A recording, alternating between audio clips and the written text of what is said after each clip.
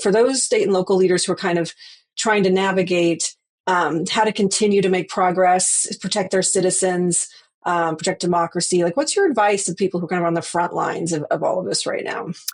Well, I really continue to think in a moment like this, our salvation will come from the local. And that doesn't mean that every local leader should be rogering up to weigh in on national or international issues that have little to do with their day job. But it does mean that they're ready to stand up when their day job is getting harder because of the conduct of this administration.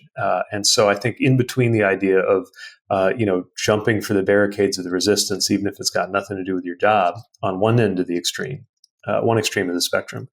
And the other end, which I think also is a mistake, which is to desperately try to keep your head down, hoping the administration won't notice you, which I think we've learned, corporations, universities, a whole bunch of entities have learned that sooner or later, trying to accommodate that way will still catch up to you. In between those, I think, is a chance to take principled stands on issues that matter in the name of the job you're trying to do for your constituents. And just to make it a little concrete, one of the clearest examples of that right now is around safety. One of the core jobs of a mayor is to keep their city safe.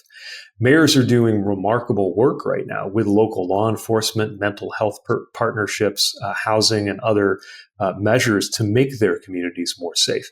Just this week, I was in Denver, which has experienced a remarkable drop in people sleeping on the streets, and also a remarkable drop in violent crime.